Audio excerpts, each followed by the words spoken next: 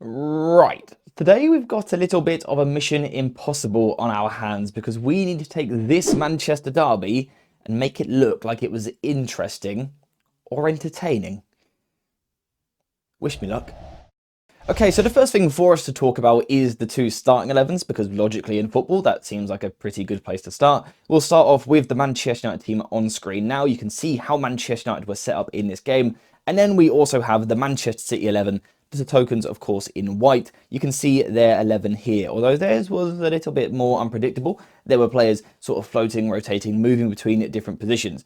Anyway, that's the starting 11s out of the way. Let's get to the really exciting stuff in this match. Let's start off with Manchester United on the ball because this is where we saw a decent amount of possession in this match as United tried to play out from the back in these positions here and Manchester City tried to apply pressure. Now, why do I want to talk about this area?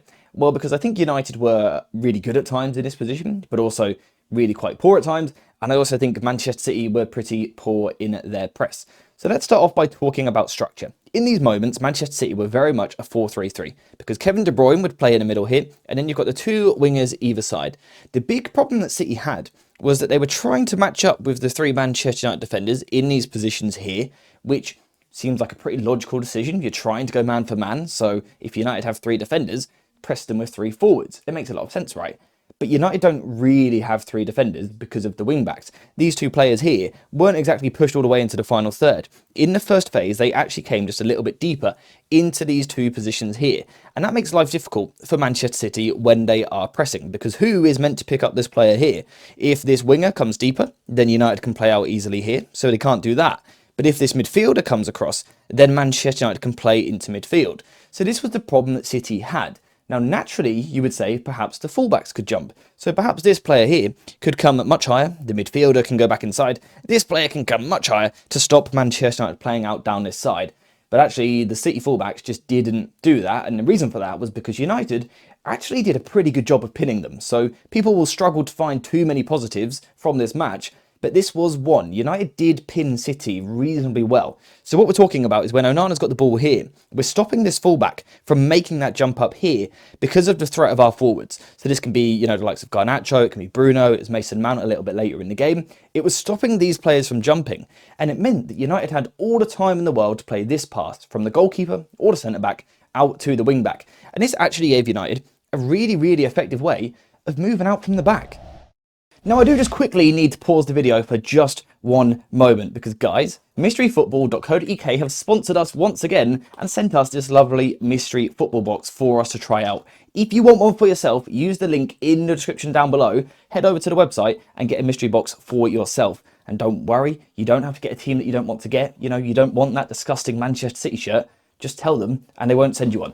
And what you will get instead is a box like this with a completely random shirt inside. Let's see what we are getting today. The other day, we got a Borussia Dortmund top. Today, we get a AC Milan kit, which I believe is the third kit for this season. Look how lovely that is. Let me quickly go and try this on. The quality, I must say, straight away, feels really good. So this is the shirt on, and the first thing that I will say is that I was right. The quality is really, really nice. And that is because, as you can see with the labels, these are all official shirts. Official shirts that you're getting from mysteryfootball.co.uk. If you want a mystery box for yourself, like I said, please use the link in the description down below. You support their company, but also this channel, which is really cool. So thank you very much to mysteryfootball.co.uk for sponsoring this video.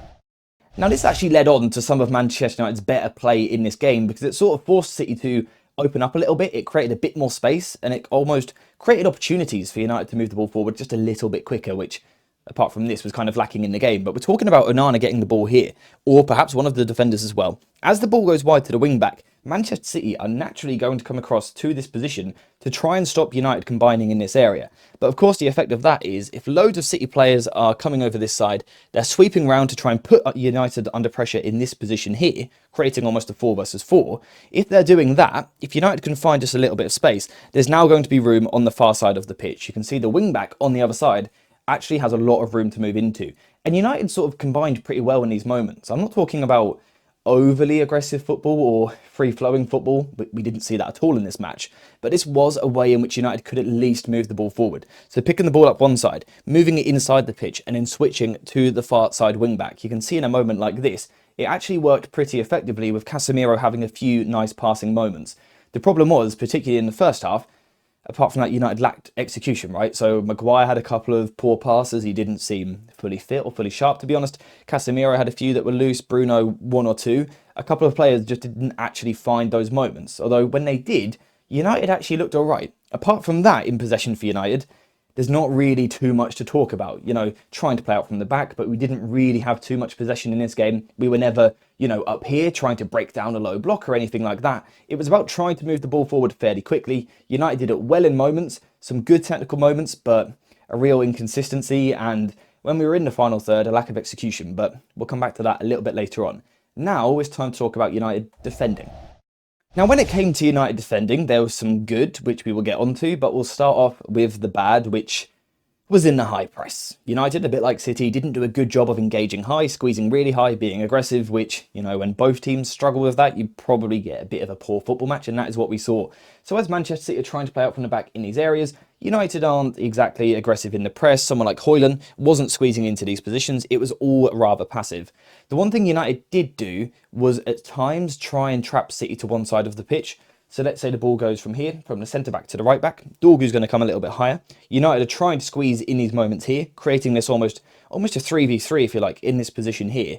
The problem was the actual players pressing were a little bit passive. I think they almost knew that they didn't have the full support of the rest of the team coming with them, which makes it difficult to apply pressure. And it makes it really easy for Manchester City, because all they need to do is work the ball inside, kind of through the passive play from United. And as these United players are then sort of recovering across from the far side, there's so much room for City on this side of the pitch, because Dalot and Mazraoui were holding hands at times defensively. You want Dalot to go connect to the press, but he's sort of staying back here with Mazraoui because he's scared of the space in behind, but he should be aggressive. Is this a Ruben Amorim flaw, tactically, his ideas? Not sure. Or is it Diogo Dalot not executing the game properly? I'm not sure. But it did cause problems because it meant that City could move to the ball to the left-hand side. And when O'Reilly picks the ball up in this position, there is no pressure on the ball. And occasionally, Marmoush in this position here, or in this position here, would make a run in behind. And that was when City could threaten, when the United press was really passive, despite sort of some of the players going, but the rest of the team doesn't, so City can play the ball through. But that didn't really happen too often, because City didn't move the ball quick enough. Instead, it was a slower game. Now, if we just take a moment to go back to the starting 11s, particularly Manchester City, City playing a slow game was very obvious. It was very clear this was going to happen, because if you look at that starting 11, there's not really a winger or a direct runner, apart from Marmoush, who didn't really see enough of the ball in this game. What City actually had was a lot of players that wanted to come towards the ball, and that suited United. United were in this sort of 5-2-3 shape that you can see here. The wide players at times are going to drop into the 4 as well, and it's all very compact from United. Someone like Rasmus Højlund, rather than engaging high on the centre-back, he's actually going to sit on Kovacic in midfield to stop that pass. And what United were essentially doing was just trying to clog up the middle of the pitch and make it impossible for City to play that. If you look in this position here, look how many Manchester United players there are. And this is where City caused a problem for themselves, because no one stretched United vertically. What City needed to do was get players going into these positions, making them run past the ball, to sort of force United to drop deeper. If you force United to drop deeper, then these pockets of space open up where someone like Foden can drift into, or Gundogan can move into these zones. But City didn't do that at all. They didn't force players forward. They didn't push the Manchester United defence back. So United had it fairly easy. You can see here, the United centre-backs are kind of standing there, just chilling, really. It's pretty easy. There's nothing for them to do because the play's in front of them, the play is really slow, and there's nothing going on in behind. So this actually made it defensively quite easy for Manchester United. Did City dominate the ball? Yes, because there's a lack of pressure on the ball in these areas, so City can pop it about all day, and they can have the possession, and at moments they can move forward and connect, but never really penetrate into dangerous spaces, certainly not on a regular basis. Out wide, they lacked 1-versus-1 threat. They didn't really have actually a wide threat at all for large parts of the first half. It was O'Reilly on the left and Nunes on the right. Not wingers. There was a lack of wingers on this football pitch. Players that wanted to play wide, isolate a defender and beat him 1v1. City didn't really have that. You can see here a lack of players occupying the wide zones. It was all inside. So all the City players are in this position here. You know, they're all moving into these positions like this. And also, all the United players defensively are here with the defence squeezing a little higher. No wonder it was slow and boring, because how on earth do you play through that without stretching the pitch? This is why it was a dull game, because City dominated the ball, like we said, around the back. They knocked it around in these areas fine, but in terms of going through here, they had very little. And in terms of coming wide, they didn't really have an option to actually do that. So it becomes a very stale game, apart from when United could transition. Now, the transition moments where United were by far the most dangerous. This is when it actually looked like we could see a goal in this football match, and there was a little bit of excitement. But it was also the most frustrating part of the match, because United never really took kind of the full opportunity. They never really made the most of it. But let's talk about how the counter-attack comes about in the first place. So it comes from a packed centre of the pitch, and it means you've got to try and force the ball in those areas, and, you know, it's easy to overturn possession in that position. United have players like Casemiro, Ugarte, Bruno Fernandes, who can snap into the tackle, win the ball back, and United have the chance to pounce really in transition, to pick the ball up here and try and move forward. This is what United were attempting to do. There's just one big problem. United may have won all the duels in this area. As you can see in the numbers, United dominant from a physical point of view, but technically, and also almost physically in the attack as well, just a lack of threat. A lack of threat. You pick the ball up in this position. Let's say, you know, you're Bruno Fernandes in the first half here. You pick the ball up in this position and you try to transition at speed to catch City out. While City have got players forward, they've left space in behind. Let's go and attack it. We can't, because Bruno Fernandes picks the ball up here. Højlund's going to make a run to take one centre-back. That's lovely. Garnacho's going to make another run, but there is nothing outside of that. Nothing outside of that. Of course, the wing-backs try and get forward. Dalot and Dorgu, they put in a lot of work to try and cover up and down the two flanks.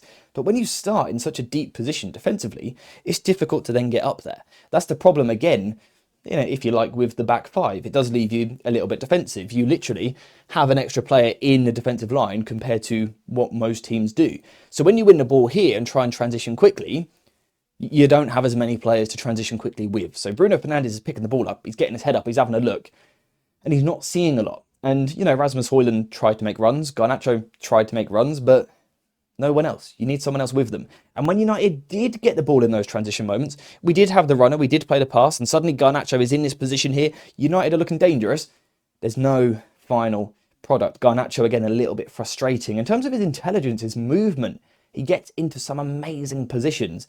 But the actual technical quality on the ball, the physicality to deal with a challenge from the opposition is lacking. The final product, lacking. And in these counter-attacking moments, let's say the two wing-backs do get up there. You know what, let's say everyone gets forward for United. United finally push a lot of players forward in transition really quickly. We get ourselves into this position here. The opposition are a little bit exposed. If you look at this as profiles, who's in the attacking line? We've got two fullbacks. We've got a young raw winger, we've got a young raw striker, and we've got one of the best players in the world.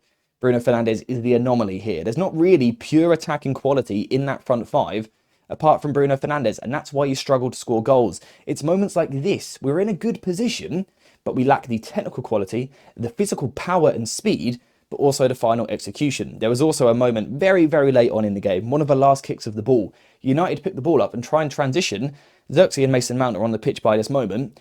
Neither of those two are power athletes. They're not wingers. They're not players that can pick up the ball and drive 30 yards and really cause a problem for the defence. So it just kind of peters out. And it's a little bit easy for Manchester City to deal with. And basically, that's why we had a relatively poor football match. United, in moments, played out from the back well and connected and tried to move the ball forward, but kind of fell apart as we got towards the final third. As for City, a lot of control on the ball, very easy to play the ball forward because United were too passive. But as City got into the final third, United were compact, really close together, impossible to play through. United then picked up the ball to transition, but lacked any quality in the transition. And you see why I said this is Mission Impossible, because there was basically no quality on this football pitch, really. I'm looking about here.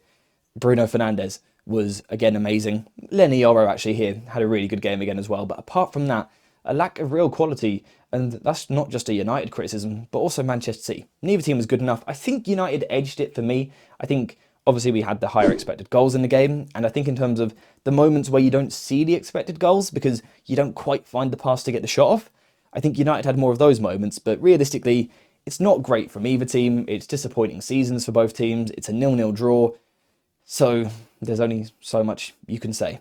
Did I complete my mission? Did I make it at least somewhat interesting? If yes, If no, it's a little bit sad, but I tried my best. It was a 0-0 game, which everyone found incredibly boring. This is at least what I found slightly interesting about the match, but that literally is all there is to say for today. So yeah, we'll wrap it up. Thank you guys very much for watching. I hope you have enjoyed this video. If you have, please leave a like, subscribe, get notifications on. Check out some of the links in the description. And yeah, I'll see you in the next one.